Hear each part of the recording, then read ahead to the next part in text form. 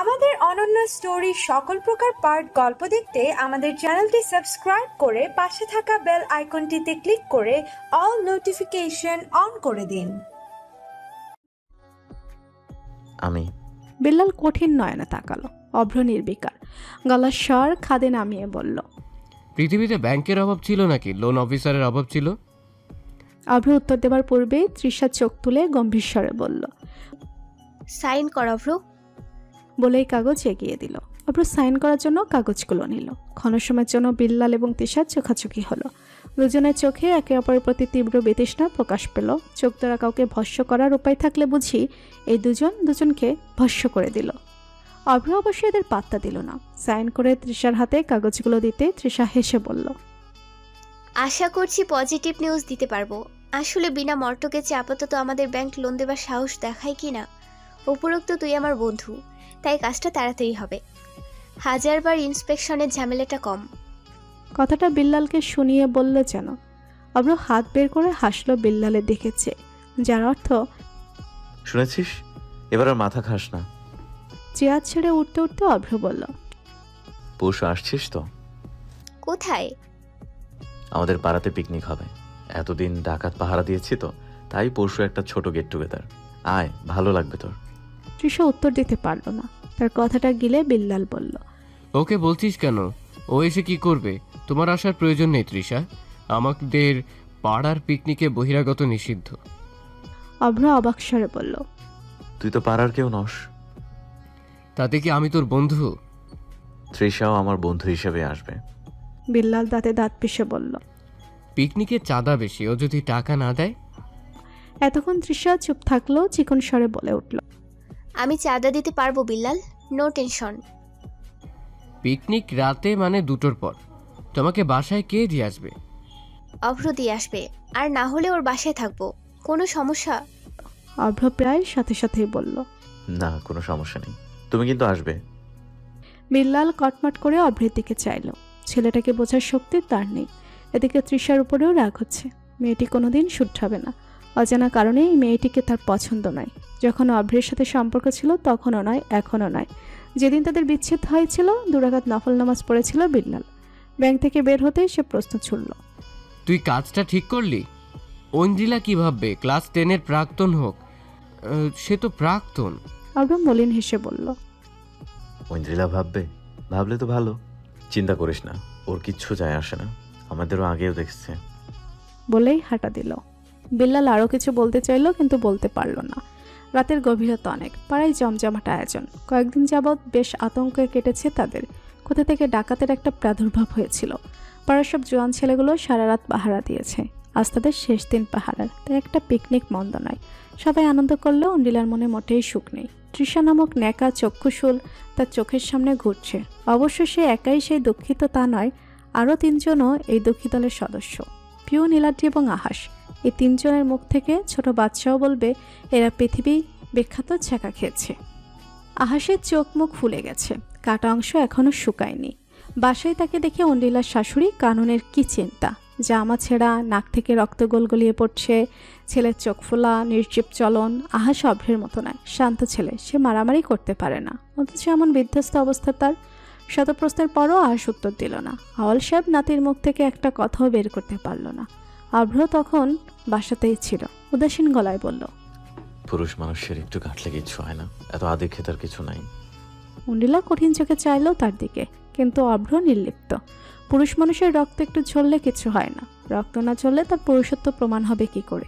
এদিকে নীলাদ্রি ঘুষি খেলেও তা মাঠে মুখে সেই দাগে স্পষ্ট নয়। হ্যাঁ, তবে রাতে গায়ে ব্যথা উঠেছিল, মনে হচ্ছিল 100 ফোঁড়ার ব্যথা। আজীবনে কোনোদিন মারপিট না করার কুফল বলছি এটা। রাতে সাবেরা হলুদ মিশিয়ে দুধ বানিয়ে দিয়েছিল।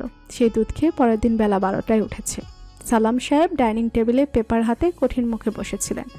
সরকার পতনের দিন তার মিলের গেট খুলে নিয়ে গেছে কেউ। এত কিছু ছেড়ে লোহার গেট, এত চুরির সর্বোচ্চ অবমাননা। চুরি করতে হবে সরকারের মতো, থাকে থাকে লাখ কোটি টাকা, হাফিস কেউ টিকিট করতে পারবে না। অথচ তেমন কিছু না, সালাম সাহেবের তেলের মিলের লোহার গেট নিয়ে পালিয়েছে। পুলিশে কমপ্লেন করার সুযোগ হচ্ছে না। এখনও এখানে থানার ওসি জয়েন করেননি। এসব চিন্তা তো আছেই, এর মধ্যে নীলাদ্রি বিয়ের সংবাদটা একেবারে বদহজম করিয়ে দিয়েছে। সকাল থেকেই ঘন ঘন তার বাথরুমে যেতে হচ্ছে। কিছুই যেন সহ্য করতে পারছে না পেট।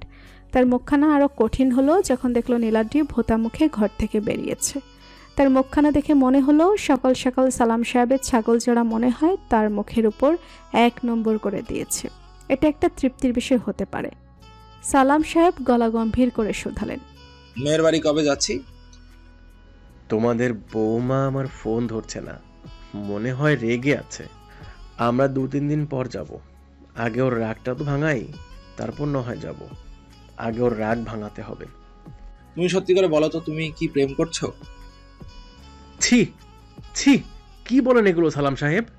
আপনার মতো বৃদ্ধের মুখে এমন অশোভনীয় শব্দ আসাও গর্হিত অপরাধ। দিন দিন বয়সের সঙ্গে সঙ্গে আপনার মাথায় বেমো হচ্ছে, বুঝলেন? সেটাকে ঠিক করা প্রয়োজন। নীলাদ্রির এমন ভাষ্যে বেকুপের মতো চেয়ে রইলেন সালাম সাহেব। দুর্বৃত্তরা তার মিলের লোহার গেটের পরিবর্তে নীলাদ্রিকে ডাকাতি করে নিয়ে গেলে বোধহয় একটু শান্তি পেতেন। সালাদের জন্য সবজি কাটা হচ্ছে। শেষ মুহূর্তে কোথা থেকে মানুষের আমদানি হয়েছে। যা আগে 35 জন ছিল সেটা এখন 85 জন্য। নতুন অনুপ্রবেশদের জন্য রাত 10টার দিকে বাজার থেকে আবার বাজার করে এনেছেন সালাম এবং ইদ্রিস সাহেব। কমতি থাকা যাবে না, আইটেম পরিবর্তন হয়েছে। এখন পোলাও, মুরগির লটপটি, রোস্ট এবং ডিম ভুনার আয়োজন হচ্ছে। সালাদ কাটার দায়িত্ব পড়েছে অন্ডিল এবং পিউয়ের ওপর। 200 শশা ছিলতে ছিলতে বেকাদা অবস্থা অন্ডিলার, পিঠ ধরে আসছে। আবার ক্ষণে ক্ষণে চোখ যাচ্ছে তৃষা এবং অভ্রের দিকে। নির্লজ্জের মতো ছেলেটা হাসছে তার প্রাক্তনের সাথে। বেহায়া চরিত্রহীন বিড়বিড় করে বলল, ইচ্ছে করছে এই পিলার দিয়ে মুখটাই পিল করে দিতে। লাভলি, বেড়া মানুষ মানি মাথা যন্ত্রণা।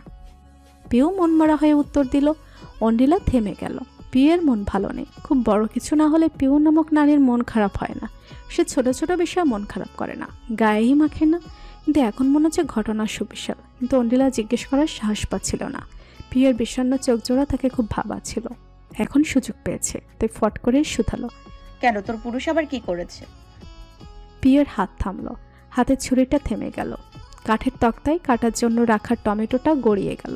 পিউয়ের মনের ভেতর হাজার কথা থাকলেও মেয়েটা তার প্রকাশ্যে আনে না। এটা তার বিশেষত্ব। যে সবার দুঃখ ছুঁয়ে দিবে, কিন্তু তার দুঃখ কেউ দেখবে না, ছুবে না। কিন্তু অন্ডিলা আজ ছাড় দিবে না। বন্ধুত্বের ঋণ শোধ করতে নেই, কিন্তু বিনিময় তো করা যায়। যে পিলার রেখে পেছন থেকে জড়িয়ে ধরল পিউকে। সেই উষ্ণ আলিঙ্গনে কিছু ছিল যেন। নিজস্ব সেই বানোয়ার দেওয়াল নরম হলো, অতঃপর গলতে লাগলো। মনের ভিতরে খুব আগলে রাখা টুকরো কথাগুলো অশ্রুর রূপে গলে পড়তে লাগলো। একটা সময় কান্নার বেগ বাড়ল। মুখ লুকিয়ে ফেলল পিউ। অন্ডিলা বিনা বাক্যে বান্ধবীর অশ্রু মুছল। প্রশ্ন করল না। তার অশ্রু যে সামলেছে সে এখন কাঁদছে। এখন নরম হওয়া বারণ, নিষিদ্ধ। পিউয়ের চোখ মুখ ফুলে গেছে। ঠান্ডা মজক খুলে দিল অন্ডিলা। সে এক ঢোকে 2.5 মিলির বোতল ফাঁকা করে দিল।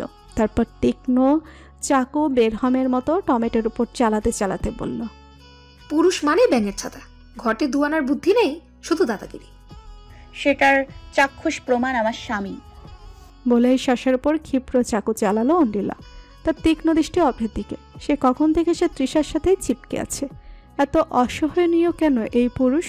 এদিকে তৃষ্ণা শুকনো ঢোক গিলে অভ্রকে বলল, তোর বউ আমাদের দেখেছে? কথাটা শুনে বিভ্রান্ত হলো না অভ্র, বরং যেন তাকে অধিকতর পুলকিত দেখালো। সে পুলক ঠেকরে উঠল গাঢ় নয়নে। নির্ভর স্বরে উত্তর দিল, জানি।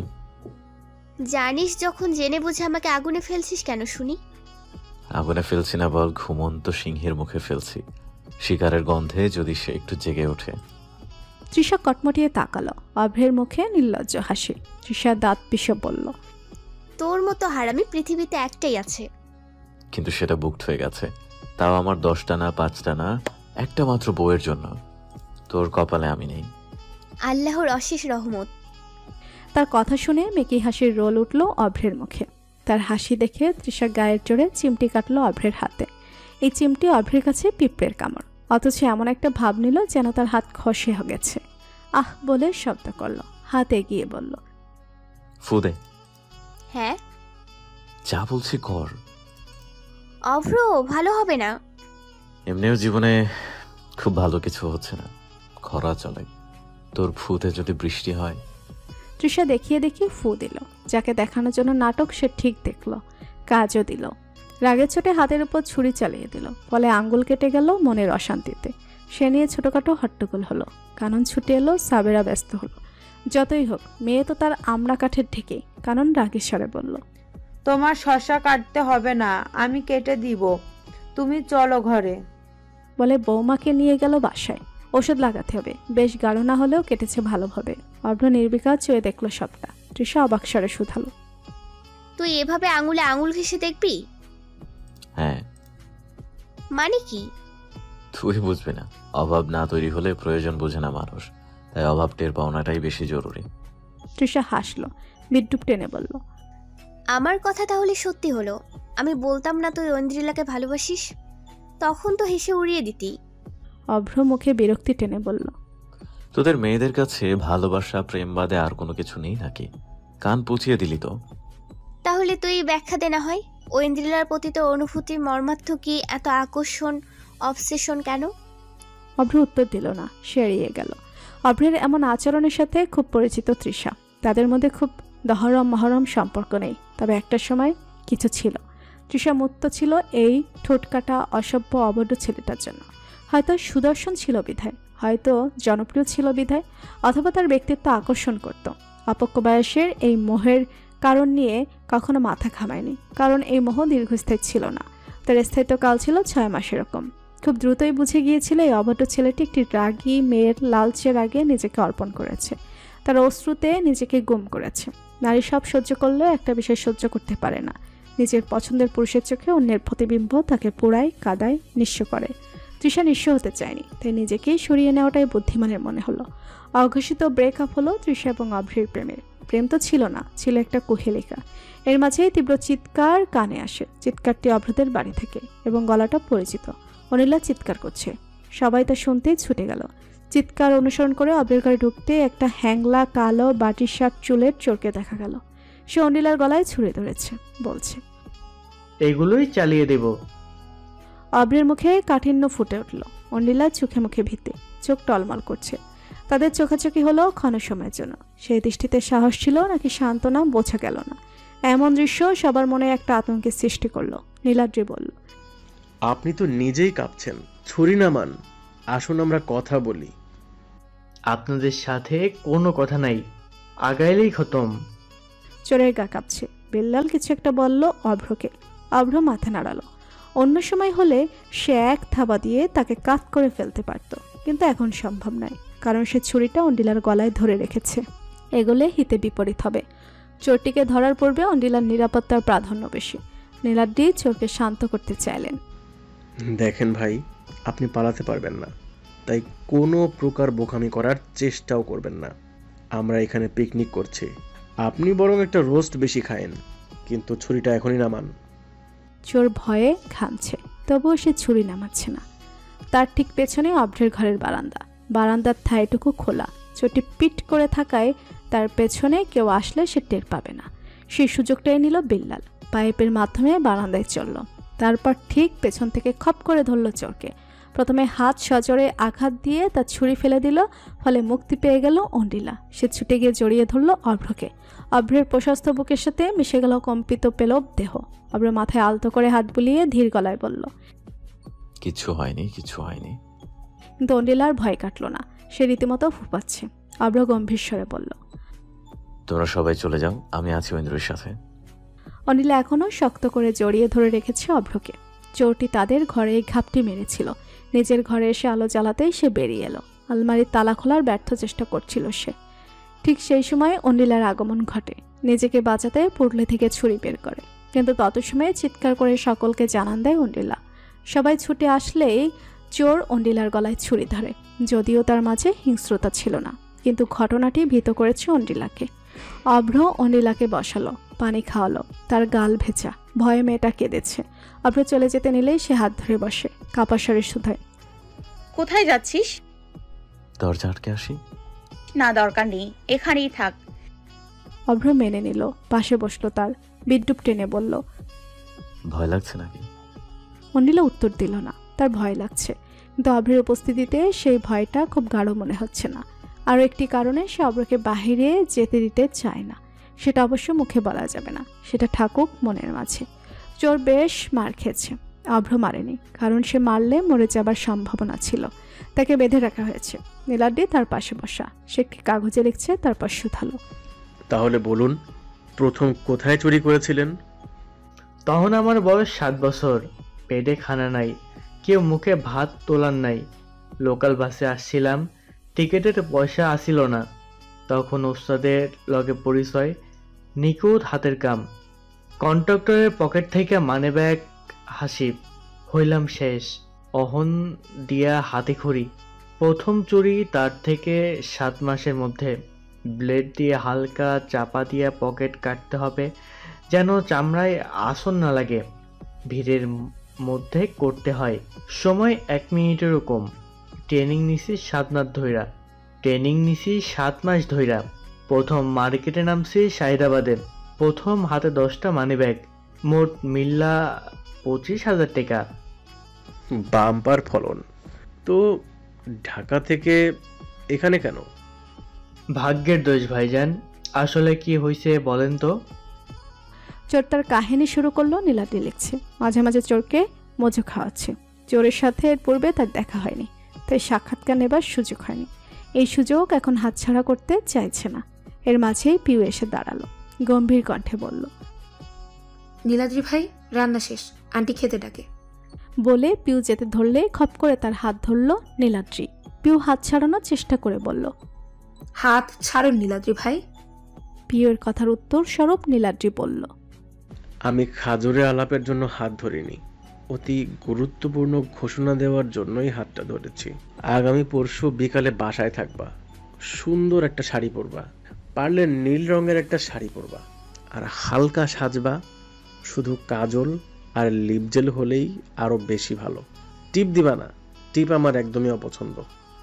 আপনার পছন্দ মতো কেন সাজবো? কারণ আমি তোমাকে দেখতে আসবো। নীলাদ্রির কথাটি শোনার পর পিউর মাঝে খুব একটা ভাবান্তর হলো কিনা বোঝা গেল না। তার নির্লিপ্ত চাহনি আগের মতোই হইল। নীলাদ্রি ভেবেছিল এমন কিছু বললে হয়তো মেয়েটি লজ্জা পাবে, যদিও পিউ খুব একটা লজ্জাপতি লতা নয়। তবু উপন্যাসের পাতা ঘাটলে অহরহ প্রমাণ পাওয়া যায় নারী এমন ধরনের বাক্যে লজ্জায় গলে যায়, তাদের চোখের পাতা তিত্তির করে কাঁপে। কেউ স্তব্ধ চোখে অশ্রু ছেড়ে দেয়, অথবা ঠাটিয়ে থাপ্পড় মারে, কারণ তার কথাটি পছন্দ হয়নি। পিউর মাঝে 3টি লক্ষণের একটিও লক্ষ্য করা গেল না। ফলে এই প্রথম ভয়ে দেখা গেল নীলাদ্রির অক্ষিকোটরে। পিউ স্বাভাবিক, খুব ঠান্ডা স্বরে শুধালো, আমি কি চিড়িয়াখানার জন্তু যে আপনি ঘটা করে দেখতে আসবেন? নীলাদ্রি কিছু সময় বেকুবের মতো চেয়ে রইল, হতবাক স্বরে বলল, এ দেখা সে দেখা নয়। পিউ এবার একটু এগিয়ে এলো, তাদের মধ্যকার দূরত্ব ঘুচিয়ে শুধালো, এ দেখা কোন দেখা নীলাদ্রি ভাই? তুমি কি সত্যি এতটাই অবুঝ পিউ, নাকি ভান করছো? হতে পারে দুটোই। নীলাদ্রি শুকনো ঢোক গিলল, তার কপাল ঘেমে গেছে, বুক ধরফর করছে। লক্ষণগুলো রক্তচাপ বেড়ে যাওয়ার, ঘাট টনটন করে ব্যথা করছে। নীলাদ্রির এমন অনুভূতি হয়েছে ইন্টার পরীক্ষার বায়োলজির দিন। হুট করে মনে হচ্ছিল সে কিছুই পারে না। প্রশ্নগুলো কাগজ থেকে উঠে নৃত্য করছে। এই প্রশ্ন পৃথিবীর প্রশ্ন নয়, মহাজাগতিক কিছু। এই অনুভূতিটা আবারও হচ্ছে। তবুও কাঁপা কণ্ঠে বলল, আমায় বিয়ে করবে পিউ? আমি জানি তোমার জন্য আমি একেবারে অযোগ্য মানুষ। আমার মতো পাগল ছাগলকে বিয়ে করা আর গাছের সাথে জীবন কাটানো একই। প্রেমিক, প্রণয়ন শব্দগুলো আমার জন্য বৃথা। তবুও আমি তোমাকে চাই, আমার স্ত্রী রূপে, আমার বন্ধু রূপে, আমার জীবন সঙ্গিনী রূপে তোমাকে চাই। তোমাকে নিয়ে ভাবলেই মনে হয় আমি যেন এক অলিক জগতে হাঁটছি, যেখানে তোমার প্রতিটি কথা, প্রতিটি হাসি, প্রতিটি স্পর্শ আমাকে নতুন করে বাঁচার অনুপ্রেরণা দেয়। আমার পৃথিবী তোমার চারপাশে আবর্তিত হয়, আর তুমি ছাড়া সেই পৃথিবী যেন নিঃসঙ্গ, বিবর্ণ। তোমার অনুপস্থিতিতে আমি যেন এক শূন্যতায় ভেসে থাকি, আর তোমার উপস্থিতি আমার সমস্ত অস্তিত্বকে পরিপূর্ণ করে দেয়। তুমি আমার ভেতরের প্রতিটি না বলা কথার উত্তর, প্রতিটি নির্জন মুহূর্তের সঙ্গী। আমি সইতে পারি না তোমার হাসিটুকু অন্য কারোর জন্য হোক। আমি তোমার প্রেমে পড়িনি পিউ, আমি তোমাকে হয়তো পুজি। নীলাদ্রির কণ্ঠ কাঁপছে, তার চোখ ছলছল করছে। অন্য প্রান্তের মানুষটি ঠোঁট কামড়ে ক্রুব্ধ নয়নে তাকিয়ে আছে। ধরা স্বরে শুধু কোনো মতে বলল, খেতে আসুন। নীলাদ্রির শক্ত বাঁধন তত সময়ে ঢিলে হয়ে গিয়েছিল, ফলে হাত ফসকে গেল কোমল হাতখানি। পিউ এক প্রকার ছুটে পালালো। নীলাদ্রি তাকিয়ে রইল সেই যাবার পথে। আলো আধারে ল্যাম্পপোস্টের নিচে মেয়েটিকে মনে হলো সে যেন কোনো মহাকাব্যের শেষ পঙ্ক্তি। চোর মহাশয় এত সময়ে মুখ খুলল যেন। ভাইজান, আপনার ভালো লাগা তয় আপনি একখান বলদ। আমি জীবনে কাউরে এমনি বিয়ের প্রস্তাব দিতে দেখি নাই। নীলাদ্রি হতাশ দীর্ঘশ্বাস ছাড়ল। এ প্রথম আফসোস হলো সে কোনো প্রেমিক পুরুষদের মতো নয়। অভ্রের জানালাটা খোলা, হালকা বৃষ্টি মিশ্রিত ভেজা বাতাস প্রবেশ করছে খোলা জানালা দিয়ে। অভ্র দাঁড়িয়ে আছে সেখানে। তার জানালা দিয়ে অন্ডিলার আলোহীন ঘরটি ব্যতীত শুধু আকাশ দেখা যায়, কৃষ্ণ আকাশ। চাঁদ নেই আজ, তাই আকাশটিকেও আজ বড্ড পানসে লাগছে। অভ্র ভসভস করে নিকোটিনের ধোঁয়া ছাড়ছে। সিগারেটের গন্ধ সহ্য হচ্ছে না অন্টিলার, কিন্তু কিছু বলতে পারছে না, কারণ তাকে সেই আটকে রেখেছে। বারান্দার দরজাটা নিজেই বন্ধ করে রেখেছে। যদি আবার চোর আসে, চোরের আতঙ্কটা একটু বেশি জেঁকে বসেছে হৃদয়ে।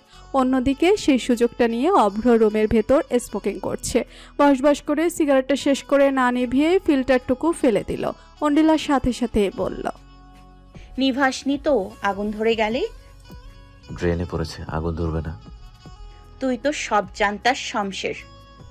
অভ্র পারফিউম দিয়ে সিগারেটের ঝাঁঝালো গন্ধকে অপসারণ করার চেষ্টা করলো। এর মাঝে কানন এলো খাবার নিয়ে। ট্রে রাখতে রাখতে হুকুমের স্বরে বলল, ঐন্দিলাকে খাইয়ে দে। ওর হাতে কি নাবা হয়েছে নাকি? ঠাটিয়ে এক চল লাগাবো। ওর হাত কেটে গেছে দেখিসনি? উপরে কি ভয় না পেয়েছে আমার, তাই আত্মা খাসা ছাড়া হয়ে গিয়েছিল।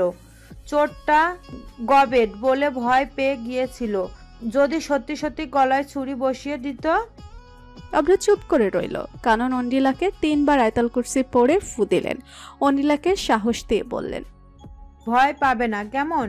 ভয় লাগলে ডেকো, দরকার হলে আমি রাতে তোমার সাথে ঘুমাবো, ঠিক আছে? অন্ডিলা মাথা নাড়ালো। অভ্র বিরক্তি টেনে বলল, কোনো দরকার নাই, ও এখন ভয় পাচ্ছে না। আর পেলে আমি দেখে নেব। তুমি নিজে যাও, আনন্দ করো। কাননের ঠোঁট উল্টে বলল, চোর বেয়াদবটার জন্য তোমাদের পিকনিকটা নষ্ট হয়ে গেল। ইস, কি যে খারাপ লাগছে। আপনি মন খারাপ করবেন না মামুনি, অভ্র তো আছে এখানে। আপনি মজা করুন। আমার জন্য আপনাদের আনন্দ মাটি হলে আমি কষ্ট পাবো। শুনেছ তো, এবার নিচে যাও মা। একরকম জোর করেই অভ্র তাকে ঘর থেকে বের করে দিল। দরজার ছিটকানি আটকে বসলো অন্ডিলার পাশে। হাত পেছনে হেলান দিয়ে শুধালো, খাইয়ে দিতে হবে? আমি কারোর দয়া চাইনি। এত অসুবিধা হলে বাদ দে, আমি খেয়ে নিব। অভ্র সরু চোখে তাকালো, তারপর হাত দিয়ে প্লেট হাতে নিল। পোলাওয়ের সাথে মুরগির লটপটি এবং ডিম নিল। মুরগির রোস্টটা দেখতে মাত্রাতিরিক্ত লাল লাগছে। অনিলা ঝাল খেতে পারে না বেশি, তাই শুধু মাংসটুকু নিল। সে ডিমের কুসুম পছন্দ করে, তাই নিজের ডিমের কুসুমটুকুও প্লেটে নিল। ব্যাপারটা লক্ষ্য করলো অনিলা, প্রশ্ন করলো, তুই খাবি না? জিম করা শুরু করবো ভেবেছি, তাই কুসুম খাওয়া ছেড়ে দিব। জিম করা লাগবে কেন? এমনিই তো বেলুনের মতো ফোলা হাত পা, গলায় পড়লে দম বের হবার জোগাড়। এটাকে ফিট হওয়া বলে। নাও হা করো। বলেই লোকমা তুলে দিল অভ্র। অনিলার বা হাত কেটেছে, তাও সে ফিট বাবুর মতো বসে বসে অভ্রর হাতে খেতে লাগলো। কেন যেন মন্দ লাগছে না, বরং এক অবর্ণীয় তৃপ্তি যেন। অনিলা পা গুটিয়ে অভ্রের দিকে ফিরে বসলো। গাল ভর্তি খাবার নিয়ে চাবাতে চাবাতে বলল, তো কাকে পটানোর জন্য এই জিম করা শুনি? মাহবুল হক কাউকে পটানোর জন্য রূপচর্চা করে না, প্রয়োজন নাই। ফুল সুন্দর হয় নিজের জন্য, ভ্রমণের কাজ তার সৌন্দর্যে বিমোহিত হওয়া। তবে যদি রানী মৌমাছির কথা হয়, তবে কাহিনী আলাদা। এই রানী মৌমাছিটি কি তৃষা? অনিলার কঠিন প্রশ্নে থেমে গেল অভ্রের হাত। ঠোঁটের কোনায় ফিচেল হাসি। অনিলার ঠোঁটের কোণ বা হাত দিয়ে মুছে দিতে দিতে মৃদু হেসে বলল, আমাকে নিয়ে বড্ড বেশি কৌতূহলী হয়ে যাচ্ছিস দেখছি। তোর জেরা শুনে একটা বউ বউ ফিলিংস হচ্ছে। সাবধান ঐন্দ্রিলা। আমি কিন্তু আমার টেনে ধরে তোকে আমার পুতুলের সংসার খেলায় মত্ত হব। অন্ডিলা রক্ষী কোটর বড় হলো, অভ্রের হাসির মাত্রা বাড়ল। এরপর নীরবতা বিস্তৃত হলো ঘরে। অভ্র অন্ডিলাকে খাইয়ে দিল। পুরোটা সময় কোনো কথা বলল না অন্ডিলা। তাকে খাইয়ে অভ্র খেয়ে নিল। খাওয়া দাওয়ার পাট চুকিয়ে হাত মুখ ধুয়ে কাপড় বদলে খাটের একপাশে হেলান দিয়ে শুয়ে পড়ল সে। বিল্লাল ফোন করছে। অভ্র ফোন ধরে গম্ভীর স্বরে বলল, তৃষাকে বাসায় পৌঁছে দিয়ে আয়। আমি কেন? আপদ তো তুই এনেছিস। এখন কয়টা বাজে দেখেছিস? বিল্লাল আর উত্তর দিল না। ফোন খট করে কেটে দিল। ছেলেটা মোটেই পছন্দ করে না তৃষাকে। কেন করে না সেটাও প্রকাশ করে না। ব্যাপারটায় বিনোদন পায় অভ্র। এজন্য আরও তৃষার দিকে বিল্লালকে ধাক্কা দিয়ে ইচ্ছা হয়।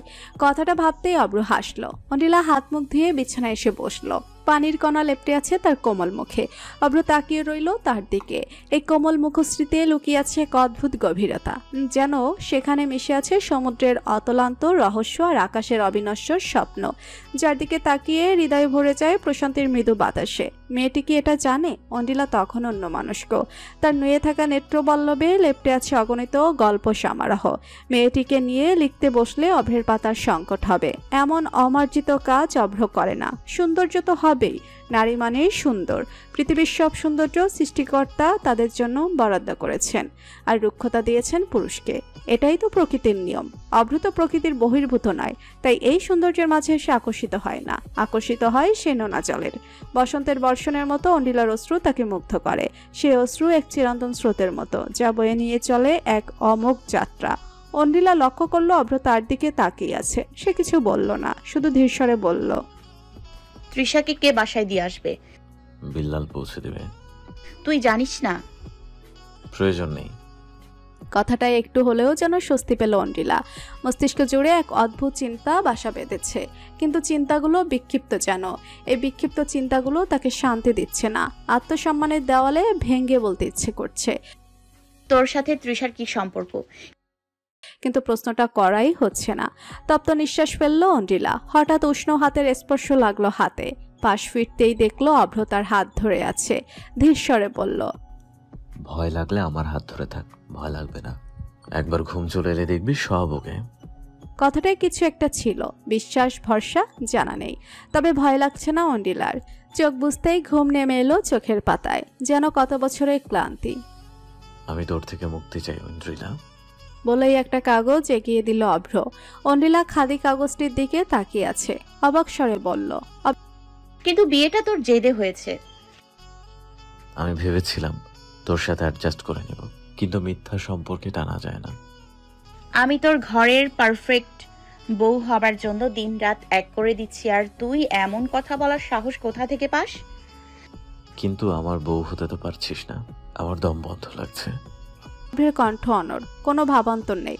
কঠিন মুখখানায় কোনো অভিব্যক্তি নেই। অন্ডিলার মনে হলো শির দ্বারা বেয়ে কোনো ব্যথাস্রোত বয়ে গেল।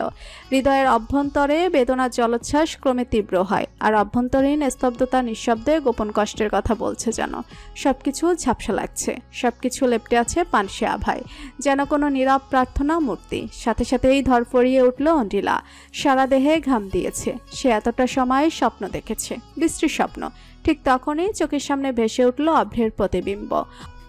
কি হয়েছে? বাজে স্বপ্ন দেখেছিস? অন্ডিলা কোনো কথা বলল না। হাত জোড়ে এগিয়ে দিয়ে তড়িৎ গতিতে জড়িয়ে ধরল সে অভ্রকে।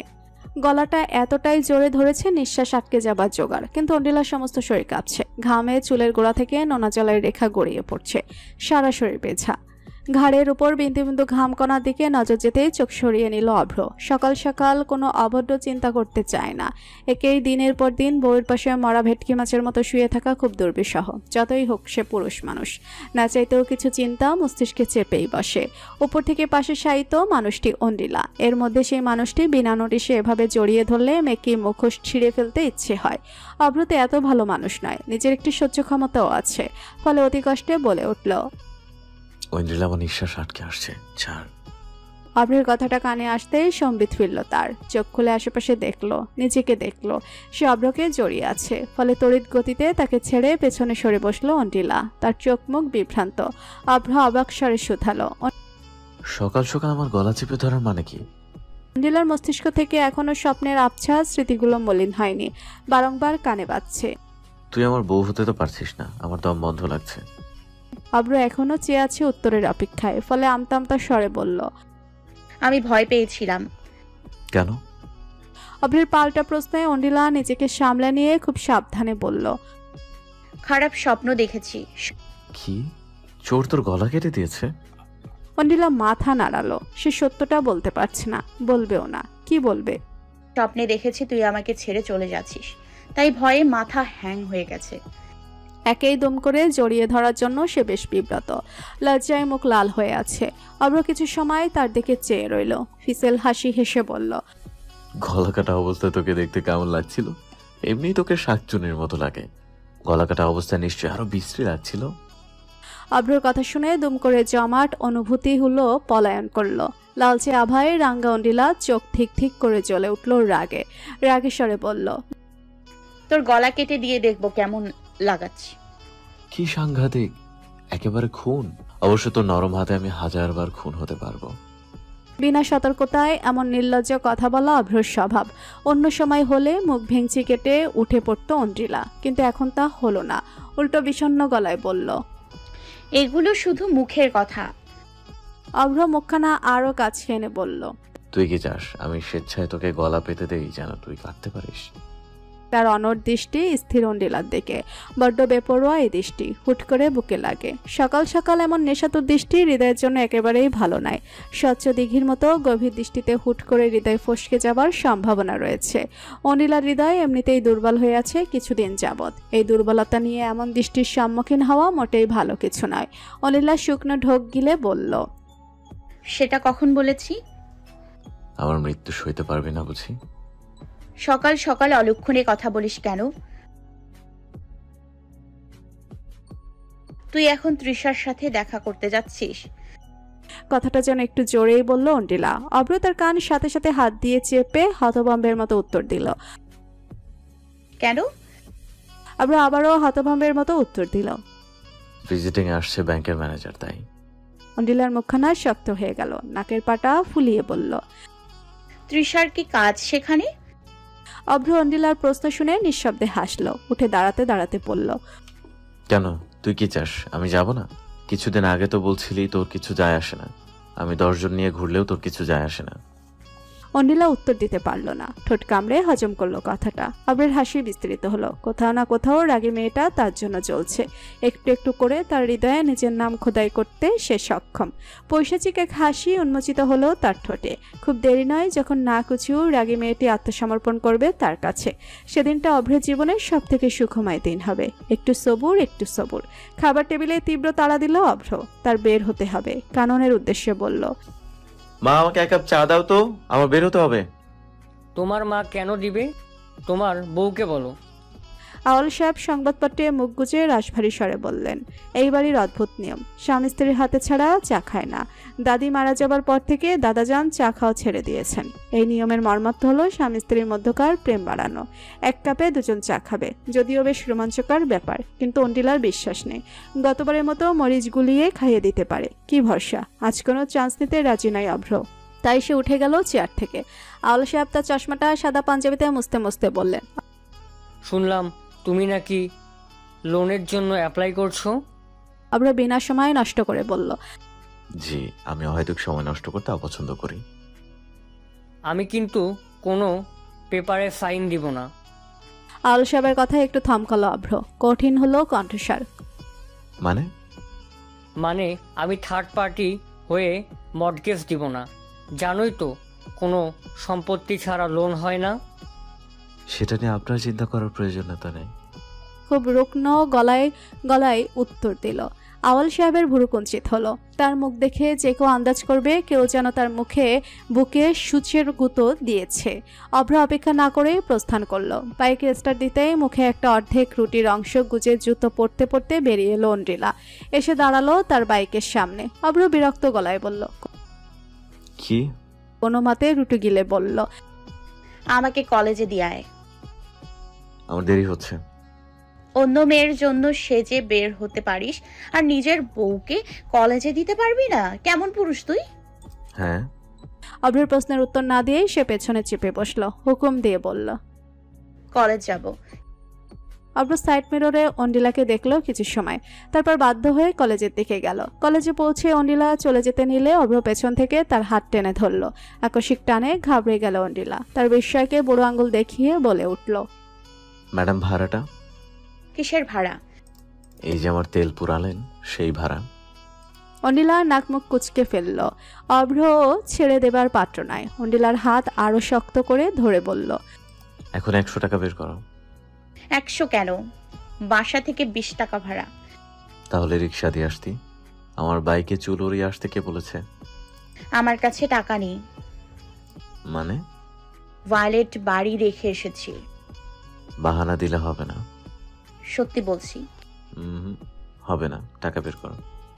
অন্ডিলা ঠোঁট উল্টে ফেলল। সে আসলেই তাড়াহুড়োতে ব্যাগ আনেনি। সে জানে অভ্র তাকে নিয়ে আসবে। যাবার সময় পিউ তো আছে। অভ্র তার হাতে হালকা টান দিয়ে নিজের কাছে নিয়ে এলো। গাঢ় স্বরে বলল, ছেড়ে দিতে পারি এক শর্তে। কি? চুমু খা গালে। অভ্রের প্রস্তাবে চোখ ছানা বড়া হবার জোগাড় হলো যেন অন্ডিলার। অথচ ছেলেটির চোখে মুখে কোনো ভাবান্তর নেই। মাঝ রাস্তায় সে কলেজ গেটে তাকে চুমু খেতে যাচ্ছে। ব্যাপারটি মোটেই স্বাভাবিক কিছু নয়, কিন্তু তার মুখ দেখলে মনে হচ্ছে এটা অহরহ হয়। অনিলার শির দ্বারা বেয়ে নেমে এলো উষ্ণ রক্তের স্রোত। হঠাৎ করেই চুপসানো বেলুনের মতো নেতিয়ে গেল। স্বর নেমে এলো খাদে। হাত ছাড়। অভ্রের কোনো ভাবান্তর নেই। সে শক্ত করে হাত ধরে রেখেছে। অনিলা অসহায় স্বরে বলল, ক্লাস শুরু হয়ে যাবে। হোক। আমার দেরি হচ্ছে। তাহলে তাড়াতাড়ি চুমু খা। অন্য সময় হলে অন্ডিলা রাগ দেখাতো, গালে দিত, চোখ রাঙাতো। আজ কিছুই হচ্ছে না। চিবুকখানা গলার কাছে বেঁধে আছে, চোখে লজ্জার ধার। লজ্জাটা শুধু অভ্রর জন্য। এমন লজ্জা দেখালো বহুদিনের। অন্ডিলা কোনো মতে বলল, তোর দেরি হচ্ছে। সেটা আমি বুঝে নিব। মানুষ দেখছে। মানুষের দেখার মানুষ আছে। কি ভাববে? তাদের যা ইচ্ছা তারা ভাববে। তাদের ভাবনা তো আমি ভাবতে পারবো না। তুই একটা? আমি একটা? অন্ডিলা কথাটা শেষ করতে পারল না। দাঁত পিষ্ট করলো নিমষ্ঠ। নিম্ন স্বরে বলল, চুমু খেতেই হবে। শ্রমিকের ঘাম শুকানোর পূর্বে তার শ্রমের মূল্য দিতে হয়। আমি তোর জন্য কতটা ঘাম ঝরালাম, এই চুমু আর ঘামের মূল্য নিয়ে দে, আমি ছেড়ে দিচ্ছি। এই ছেলে নাছর বান্দা। চেষ্টা করেও লাভ নেই। অন্ডিলা চোখ বুজে দীর্ঘশ্বাস ফেলল। দূরত্ব ঘোছালো এগিয়ে এসে। অভ্র তার গাল পেতে আছে। অবিশ্বাস্য দুর্দান্ত মুহূর্ত। গাল এবং অষ্ঠের দূরত্ব ক্ষণিকের। অভ্রর হৃদস্পন্দন বেড়ে গেল যেন। খুব কাঙ্ক্ষিত তবু অনাকাঙ্ক্ষিত মুহূর্ত। অন্ডিলা অভ্রর গালের কাছে আসতেই মাথায় একটা দুষ্টবুদ্ধি খেলে গেল। জোরে কামড় বসিয়ে দিল গালে। আকস্মিক আক্রমণে হাত ছেড়ে দিল সে। আর সেই ফাঁকে ছুটে পালালো অন্ডিলা। অভ্রর গাল লাল হয়ে আছে, দাঁতের দাগ বসে গেছে। মুখখানা ঘষতে ঘষতে বলল, এক মাঘে শীত যায় না বউ। ক্লাসের সর্বশেষের বেঞ্চে বসে রয়েছে পিউ। তার মন নেই ক্লাসে। হাসাহাসি গল্পের গুঞ্জনে সে নিজের মনোজগতে ব্যস্ত। মস্তিষ্কে পর্যাবৃত্ত গতিতে ঘুরছে নীলাদ্রির কথাগুলো। ভালোবাসার মানুষের চোখে নিজের প্রতিফলন দেখা স্বপ্নের মতো, যেন একটি চিত্রকর্মের রঙের খেলা। এই প্রতিফলন পিউ দেখেছে নীলাদ্রির চোখে। সে বলে সে তাকে ভালোবাসে না, অথচ তার কাজ তার কথা কিছুই মিলে না তার উক্তির সাথে। সে তাকে বিয়ে করতে চায়। সে তাকে অন্যের কাছে হারিয়ে ফেলার ভয় পায়। এগুলো কি ভালোবাসা নয়? পিউ দ্বিধাগ্রস্ত। নীলাদ্রিকে পাবার আনন্দ এতটাই গাঢ় যে সে আনন্দ থেকে হাজার ভয় তাকে চাপটে ধরছে। ভালোবাসা পেয়ে হারিয়ে ফেলার ভয়। যদি এই অনুভূতিগুলো ভোতা হয়ে যায়, পেয়েও ভালোবাসা যদি হারিয়ে ফেলে পিউ, হারানো ভালোবাসা একটি শুকনো ফুলের মতো, যা একসময় হয়তো জীবনের রঙিন অধ্যায় রূপে থাকে, কিন্তু হারিয়ে ফেললেই তা কেবল একটি নিঃসঙ্গ স্মৃতি। সেই ফুলের পাপড়িতে সব জীবন্ত স্মৃতিগুলো ছাই থাকে, কিন্তু তার সুবাস থাকে না। চিন্তাগুলো আসতেই কুড়ে যায় পিউ। আনন্দ বিষিয়ে যায়। অন্ডিলা এসে বসলো ঠিক পিউয়ের পাশে। ধরাম করে রাখলো ব্যাগ। ফলে পিউয়ের ধ্যান ভেঙে গেল। অন্ডিলা বসলো। ছুটে আসতে গিয়ে হাঁপিয়ে গেছে। অন্ডিলা পিউয়ের গায়ে গায়ে লিয়ে দিল। পিউ শুধালো, শরীর কেমন এখন? ভালো, আবার ভালো না। ভালো না কেন? স্বপ্ন দেখেছি। স্বপ্নের পর থেকেই মাথার ব্যামো দেখা গেছে। এমন এমন কাজ করছি যে নিজেও আগামাথা কিছু বুঝছি না। তোদের ভাই বোন কি সবগুলোর এমন মাথা ব্যামো আছে? অন্ডিলার ভুরু কঞ্চিত হলো। অবাক স্বরে শুধালো, ভাইয়া কি করেছে আবার? পিউ দীর্ঘশ্বাস ফেলল। আস্তে ধীরে সবটা খুলে বলল। পিউয়ের কথা শুনতে অন্ডিলার চোখ ছানাবাড়া হয়ে গেল। হতভম্ব বিমূঢ় স্বরে শুধালো, ভাইয়া তোকে প্রপোজ করেছে? মানে ভাইয়া? না, তোর ভাইয়ার ভূত। বলছি কি, আগামীকাল আসছে আমাকে দেখতে, তার মতো সাজতে বলেছে। তুই কি সিদ্ধান্ত নিলি? পিউ চুপ করে গেল। হাতের মাঝে দলিত হলো ওড়নার ত্রিকোণ। অন্ডিলা বলল, আমি তো বিশ্বাস করতে পারছি না আমার ভাই বিয়ে করার জন্য প্রপোজ করতে পারে। পৃথিবীর অষ্টম আশ্চর্য হয়ে নবম আশ্চর্যের কাজ করেছে, কিন্তু আমাকে জানায়নি।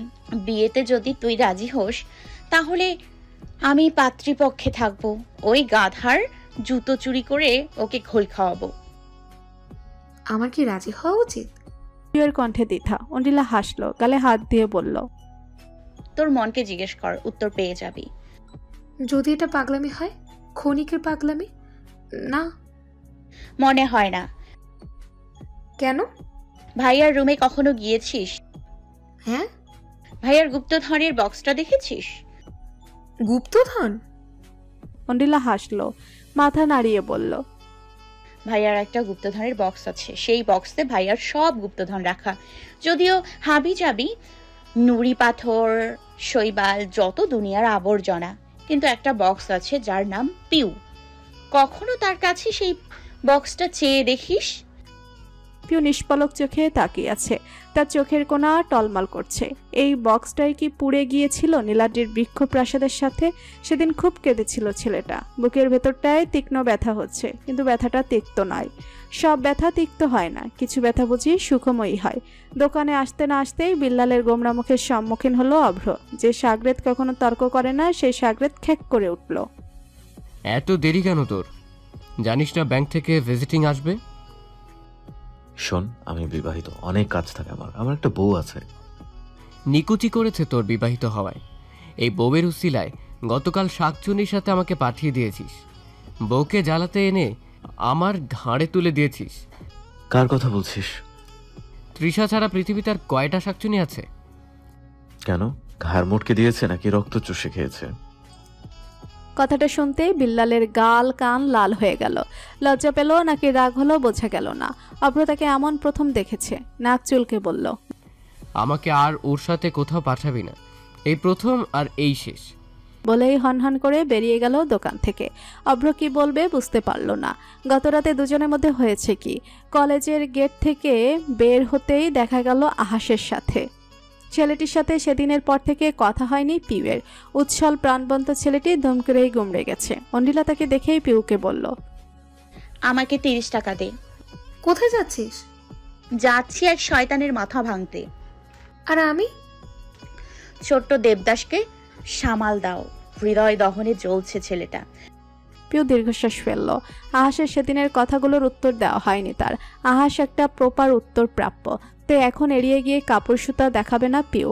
আহাসের সামনে যেতেই সে মিষ্টি করে হাসলো, শুধালো, ভালো আছো পিউ আপু? আজ তোমার সময় হবে? অনিলা যখন দোকানে পৌঁছালো তখন অভ্র ভীষণ ব্যস্ত। দোকানে ব্যাংক থেকে 3-4 জনের টিম এসেছে। তাদের আপ্যায়নে ব্যস্ত সে। বাহিরের ঘরে বসে আছে বিল্লাল। অনিলাকে দেখে সে বলল, এ কি ভাবি আপু, তুমি এখানে? দরকার কিছু? না, তোমার গরুর কাছে এসেছিলাম। ও কি ব্যস্ত? হ্যাঁ, ব্যাংকের লোকরা এসেছে তো তাই। আমি ভেতরে যেতে পারবো না। বিল্লাল একটু চিন্তায় পড়ল। অভ্রকে বোঝা যায় না, সে হুট করেই চটে যাওয়া ব্যক্তি। তাই সে বাহির থেকে অভ্রের ফোনে ফোন করলো। অভ্র ফোন রিসিভ করতে বিল্লাল ফিসফিসিয়ে বলল, ভাবি আপু এসেছে তো কি করব? অভ্র কিছু সময় চুপ থেকে পরে বলল, ভেতরে আসতে পারো? সমস্যা নেই তো। না। বলেই ফোন কেটে দিল। বিল্লাল অন্ডিলাকে বলল, তুমি ভেতরে যাও। ভেতরে যেতেই দেখলো ব্যাংকের সবাই বসে রয়েছে। সে প্রবেশ করতেই সবার দৃষ্টি তার দিকে ভিড়ল। অভ্র হেসে বলল, আমার স্ত্রী ঐন্দ্রিলা। ব্যাংকের ম্যানেজার অবাক স্বরে বললেন, কি বললেন? আপনি বিবাহিত? জি স্যার। ইস, কই ভাবলাম আপনার বোনের জন্য একটা চান্স নিব। বলেই হাসির রোল পড়ল। অন্ডিলা বেশ অপ্রস্তুত হলো। অভ্র একটা চেয়ার টেনে তাকে বসতে বলল। অন্ডিলা সবাইকে সালাম দিল। তারপর চেয়ারটি নিয়ে ঠিক তৃষা এবং অভ্রের মধ্যকার ফাঁকা জায়গায় বসলো। ম্যানেজার সাহেব বেশ খেতে পছন্দ করেন। তিনি মিষ্টির পর মিষ্টি খাচ্ছেন। সে মোটামুটি বেশ প্রসন্ন অভ্রের উপর। তার খাতাপত্র, তার ট্রানজ্যাকশন সবই বেশ আশানুরূপ। তিনি উঠে দাঁড়ালেন। অভ্রের সাথে হাত মেলাতে মেলাতে বললেন, আসলেই আমি ইমপ্রেসড। ইয়াং জেনারেশনের এমন এনথুজিয়াম আমার ভালো লাগে। আশা করি ভালো কিছু হবে। তারা বেরিয়ে গেলেন। অভ্র তাদের বিদায় দিল। রয়ে গেল তৃষা। সে অনেকক্ষণ যাবৎ অভ্রের সাথে কথা বলল। পুরোটা সময় অন্ডিলা তীক্ষ্ণ দৃষ্টিতে তাকিয়ে আছে তৃষার দিকে। চোখ দিয়ে কাউকে ভস্য করে দেবার উপায় থাকলে হয়তো সে চোখ দিয়ে তৃষাকে ভস্য করে দিত। তৃষা সেই দৃষ্টিতে উপেক্ষা করে বলল, কোনো নিউজ আসলেই আমরা নক দিচ্ছি। অভ্র হাসি মুখে মাথা নাড়ালো। তৃষা চলে যেতে এসে অনিলার দিকে না তাকিয়ে বলল, চোখ দিয়ে খুন করা বন্ধ কর। অভ্রের কথায় চমকে উঠল অনিলা। তড়িঘড়ি করে বলল, আমি কখন চোখ দিয়ে খুন করলাম? আমি কিছু করিনি। অভ্র চোখ ছোট ছোট করে চাইলো। ফিসেল হেসে বলল, আচ্ছা, আমার খিদে পেয়েছে, চল খেতে যাব। যা, আমি কি মানা করেছি? তুই নিয়ে যাবি, আমার কাছে টাকা নেই। এটা আমার কি লাভ? সকালের ঘটনা কিন্তু ভুলিনি। চুমুটা এখনো বাকির খাতায় জমা আছে। কথাটা শুনতেই অন্ডিলা চুপসে গেল। মিনমিনিয়ে বলল, বউয়ের বেলা এত লাভ ক্ষতি হিসেব করিস কেন? কে বউ? কই বউ? আমি তো দেখছি না।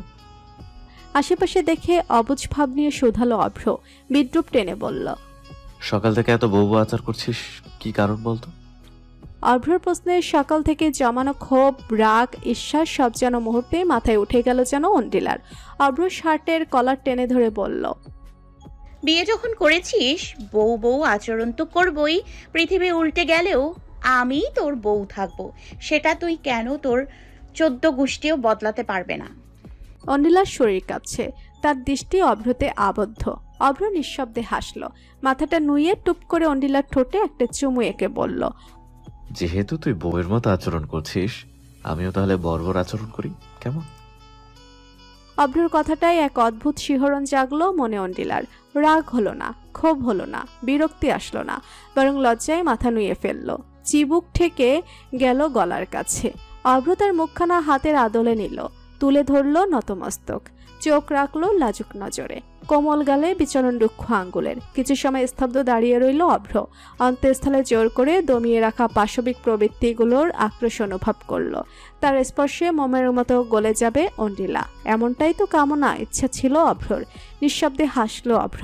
মাথা ঠেকালো অন্ডিলার কাঁধে। খুব আস্তে বলল, তোর লজ্জা আমাকে ধ্বংস করে দিবে বাবু।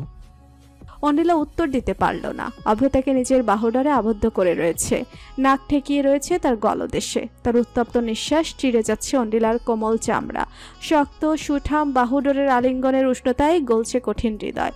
এই মানুষ তাকে ছাড়ার পাত্র নাই, বরং অদ্ভুত নেশাতুর চোখে সে তাকিয়ে আছে অন্ডিলার দিকে। বুক কাঁপছে অন্ডিলার। এই বাঁধন থেকে ছাড় পাবার একমাত্র উপায় অভ্রের মুডের মুড়ি ঘন্ট বানানো। ফলে অন্ডিলা মিনমিনিয়ে বলল, খিদে পেয়েছে। সাথে সাথে মুখ তুলল অভ্র। চোখ ছোট ছোট করে বলল, বল, রোমান্স করছে আর তোর খিদা পেয়েছে? রোম্যান্স কি পেট ভরে? অভ্র ফিসেল হাসল। কানের কাছে মুখ নিয়ে ফিসফিস করে বলল, ভরে ট্রাই করবি? যদি সময় লাগবে, এই ধর 8-9 মাস। কথাটা শুনতেই কান গরম হয়ে গেল অন্ডিলার। ঘুষি মেরে বসলো সুঠাম পেশিতে। কপিত স্বরে বলল, অসভ্য। লাইসেন্স আছে? ছাড় আমাকে। অভ্র ছেড়ে দিল বিনা বাক্যে।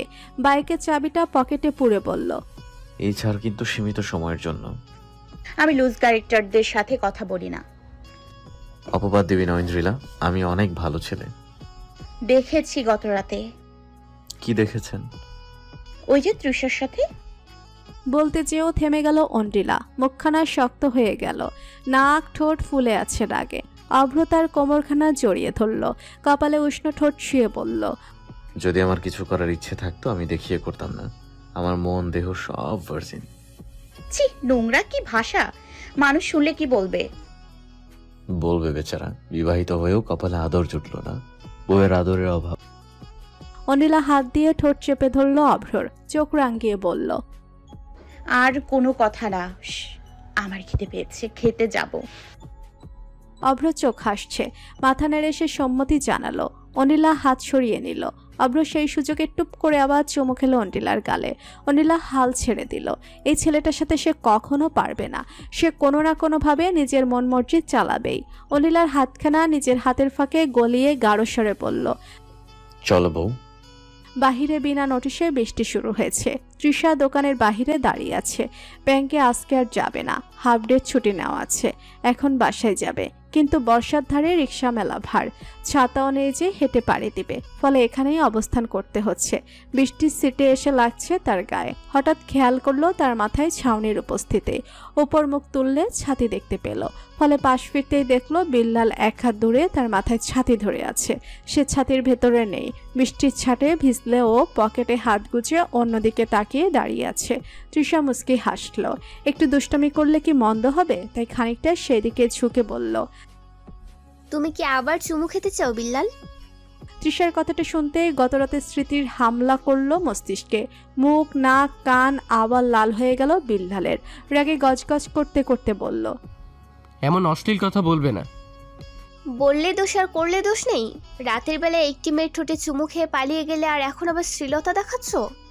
বিল্লাল বেশ বিব্রত হলো, আমতা আমতা করে বলল, আমি মোটেই তোমাকে ইচ্ছে করে চুমু খাইনি। অনিচ্ছায় বুঝি মানুষ চুমু খায়? সেটা একটা দুর্ঘটনা ছিল। ও তাই বুঝি? বিল্লালের মুখের অবস্থা দেখে মনে হলো এখনই লজ্জায় কেঁদে দিবে। বদরাগী, খ্যাপা, খিটখিটে, গোমরামুখ ছেলেটাকে এমন বিড়ালের বাচ্চার মতো অসহায় রূপে দেখবে কল্পনাতেও ভাবেনি। যে পুরুষ কখনো ভালো মুখে তার সাথে কথাও বলেনি, সেই পুরুষ লজ্জায় চোখ মেলাতে পারছে না। তৃষার সাথে বিল্লালের সম্পর্ক সে স্কুল থেকে খারাপ। তাদের সখ্যতা তো ছিলই না, বরং বিল্লাল সর্বদা শীতল চোখে তাকাতো তার দিকে, অদ্ভুত নীরব যুদ্ধ ঘোষণা করে। এর কারণ তৃষা আবিষ্কার করতে পারেনি, চায়ওনি। অথচ বিল্লালের সে রূঢ় চরিত্র খসে পড়ল গতরাতের ঘটনায়। রাত তখন 2টো ছুঁই ছুঁই। অভ্রের জন্য বাধ্য হয়ে তৃষাকে বাসা অবধি পৌঁছে দেবার দায়িত্ব ঘাড়ে নিতে হয়েছে বিল্লালের। মনে মনে হাজার অকথ্য গালি দিলেও রাগ কমছে না। তৃষার পাশ ধরে একটু দূরত্ব রেখে হাঁটছে সে। তৃষাও কিঞ্চিত বিরক্ত, দম বন্ধ লাগছে। বিল্লালের নীরব যুদ্ধ এখনো থামেনি। সে এখনো তার প্রতি একটা শত্রুতা পরায়ণ দেওয়াল গড়ে রেখেছে, ফলে নীরবতা ভাঙালো তৃষাই। কি সমস্যা তোমার? আমি তোমার কোন পাকা ধানে মই দিয়েছি বিল্লাল? তৃষার অকপট প্রশ্নে থতমত খেয়ে গেল বিল্লাল, সাথে সাথে প্রতিবাদ করে উঠল, আমার কি সমস্যা হবে? তাহলে এমন ভাব করছো যেন আমি তোমার কিডনি খুলে নিয়েছি। আমাকে তুমি ঘৃণা করো কেন এত? আমি কখন তোমাকে ঘৃণা করলাম? ঘৃণা করো না? বিল্লাল কান চুলকাতে চুলকাতে বলল, কই না তো। আমার চোখের দিকে তাকিয়ে কথা বলো। থমকে উঠল তৃষা। বিল্লাল হতভম্বের মতো চাইল। হুট করে অভ্রের উপর এত সময় রাগটা বেড়ে তৃষার উপর বর্ষিত হলো। ক্ষিপ্র স্বরে বলল, তোমাকে এজন্যই আমি অপছন্দ করি। কিসের এত ভাব তোমার? মনে হয় মিস ইউনিভার্স হয়ে বসে আছো, দেখতে আলুর ছোকার মতো। বিল্লালের কথায় চোখ মুখ রক্তিম হয়ে গেল তৃষার। আলুর ছোলকা বলে আজীবনে কেউ তাকে অপমান করেনি। এর মধ্যে একটা বাইক পাশ দিয়ে যাচ্ছিল তৃষার। তার ব্যাগের দিকে হাত বাড়াতে বিল্লাল তৃষার হাত ধরে হ্যাঁচকা টান দিল। টানের তাল সামলাতে না পারে হুমড়ি খেয়ে পড়ল সে বিল্লালের উপর। ব্যালেন্স হারিয়ে দুজন পড়ে গেল ফুটপাতের উপর। অসতর্কতায় ছুঁয়ে গেল দুজনের ঠোঁট। এর মধ্যে বাঁশির শব্দ, সাইরেন বাজতে শুরু হলো। চোরের দল বাইক ছোটালো ফুল বেগে। ঘটনার আকস্মিকতায় দুজন বিমূঢ় হয়ে গেল। বিল্লাল কোনোভাবে টেনে তুলল তৃষাকে। কান লাল হয়ে আছে তার। নারীর অধৈর্য এত নরম হয় জানা ছিল না তার। ততলিয়ে বলল, আমি আসি, তোমার বাসা চলে এসেছে। তৃষা উত্তর দিতে পারল না, থমকে দাঁড়িয়েছিল শুধু। আজ দোকানে আসার সময় হাজারো চিন্তা ছিল তার, কিন্তু বিল্লালকে এমন খোঁচাতে পারবে ভাবেনি। তৃষা বিদ্রুপ টেনে বলল, পুরুষ এমনই হয়, তাদের মন মর্জি উসুল হয়ে গেলে সব দুর্ঘটনা বলে চালিয়ে দেয়। চুমু খাবার বেলায় 16 আনা, কিন্তু দায়িত্বের বেলায় নেই। আমি কি বলেছি আমি দায়িত্ব নিব না? তুমি চাইলে আমি দায়িত্ব নিতে রাজি। তৃষা থমকে গেল, স্তব্ধ চেয়ে রইল। বিল্লালের এমন দৃঢ় কথা শুনবে অভাবনীয় ছিল। বিল্লালের চোখ মুখ দেখে মনে হচ্ছে না সে মজা করছে। বৃষ্টি থেমে গেছে। অভ্র এবং অন্ডিলা বেরিয়ে আসলো। অভ্র তৃষাকে দেখে বলল, তুই যাসনি? তৃষা কিছু বলল না, সোজা একটা রিক্সা ডেকে উঠে বলল। অন্টিলা এবং অব্র হতবাক চেয়ে থাকলো। দুজন তাকালো বিল্লালের দিকে। বিল্লালের চোখ মুখের দশা সুবিধার নয়, কিছু জিজ্ঞেস করার সুযোগ পেল না। বিল্লাল হনহন করে হাঁটা দিল। একটি পার্কে পাশাপাশি বসে রয়েছে আহাস এবং পিউ। শরতের মেঘেদের কোনো ঠিকানা নেই। এই মুখ ভার্ত, এই খিলখিল করে হাসে। এই তো একটু আগে ঝুম বৃষ্টি হলো, মাটির ভেজা গন্ধ নাকে আসছে, অথচ এখনই সাদা তুলোর মতো মেঘরাজি দল ভেদে ঘুরে বেড়াচ্ছে। কি অদ্ভুত তাই না? এমন আকাশের দিকে তাকালে কবিতা লেখার ইচ্ছে হয়। আহাসের মনে হয় সেও হয়তো কোনো খাদি কাগজে বনলতাকে দিয়ে কবিতা লিখে ফেলতো। তার বনলতা, তার পিউ। একবার পাশে তাকালো সে। পিউ বসে রয়েছে হাজারো দ্বিধা জড়তা নিয়ে, হয়তো কথা গোছাচ্ছে। এই মেয়েটি কাউকে আঘাত করতে পারে না, স্বার্থপর হতে পারে না, তে খুব সতর্কতার সাথে কথা সাজায় যেন কেউ কষ্ট না পায়।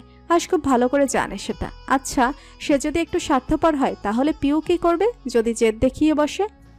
তুমি আমার হবে। পিউ কি করবে? মনে মনে হাসে আহাস।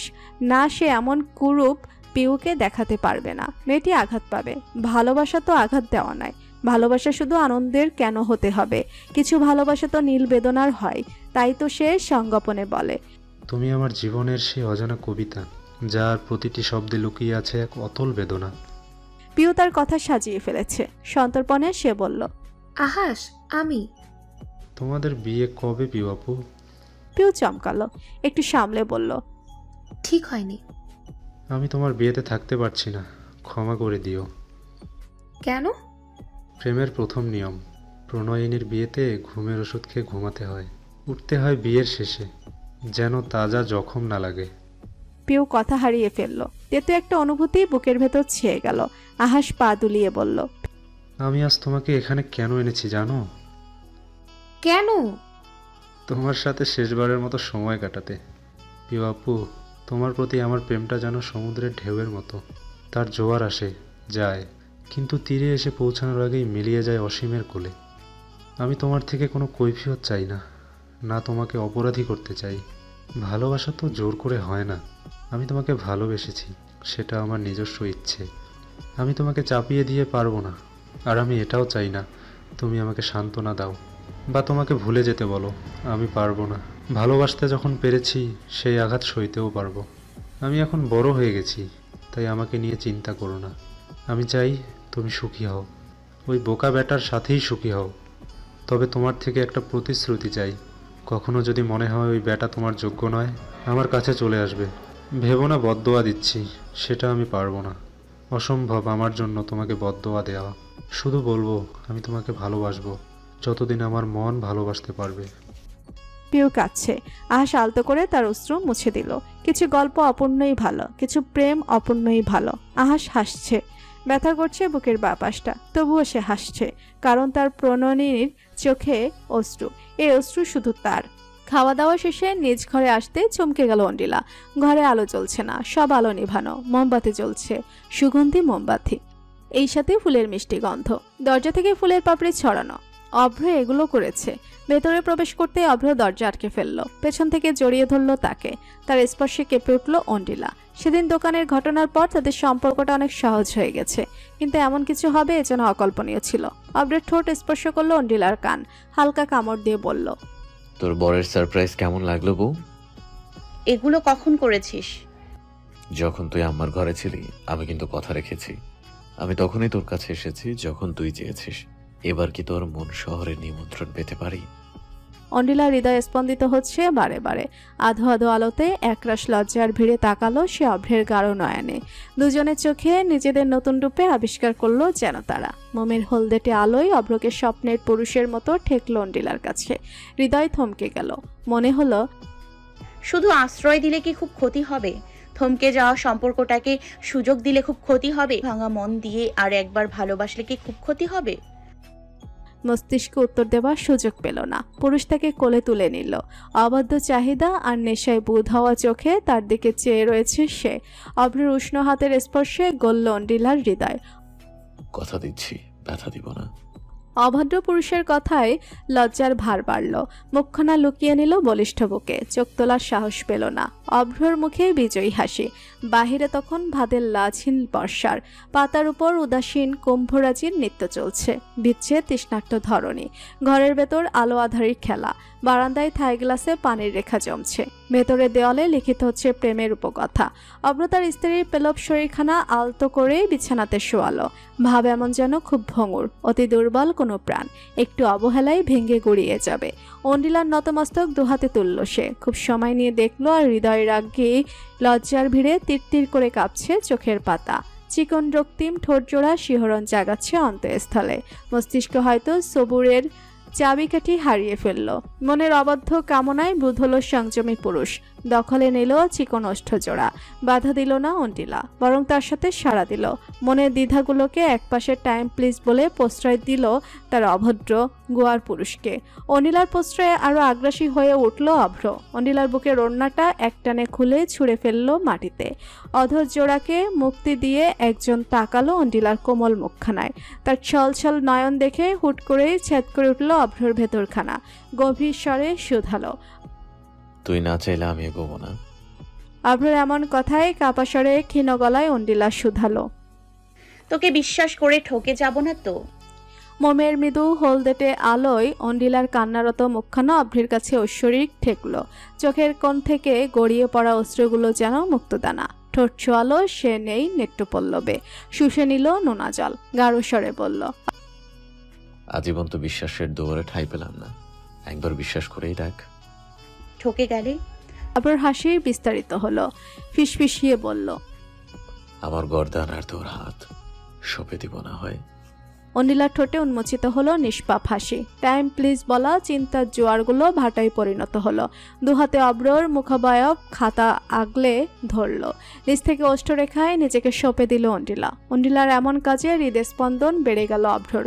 নেশাগ্রস্তের মতো নিজের আধিপত্য জমালো সে। এই নারী কেবল আমার, এই উক্তিটি বিস্তার করলো মন মস্তিষ্কে। একসময় ঠোঁট ছিঁড়ে নেমে গেল গলদেশে। নিজের আধিপত্যের প্রমাণকে রক্তিম বর্ণ উজ্জীবিত করল। ঘোর লাগা মাতালের মতো তার বিচারণ হলো অন্ডিলার দেহে। বিশাল দেহী মানুষটির ভারে নিষ্পেষিত হলো ক্ষীণ নারী দেহ। জ্বলন্ত অগ্নির তাপে গলন্ত মোমের মতো মিশে রইল অন্ডিলা। সেই সাথে প্রারম্ভ হলো এক নতুন অধ্যায়। বাহিরের ঝড়ো হাওয়া, বর্ষা নৃত্য, বজ্রপাতের মাঝে মিলে গেল কিছু সুখময় আর্তনাদের গল্প। আদিম খেলা যখন শেষ হলো তখন অন্ডিলার ক্লান্ত শরীরটাকে আগলে বুকের উপর নিয়ে শুয়ে পড়ল অভ্র। অন্ডিলা তখন ঘুম। তার ভারী নিঃশ্বাস আস্তে পড়ছে নগ্ন বুকে। লম্বা চুলের মাঝে বিশাল হাতখানা আস্তে আস্তে বিলি কাটতে লাগলো অভ্রর। কপালে চুম্বন এঁকে গাঢ় স্বরে বলল,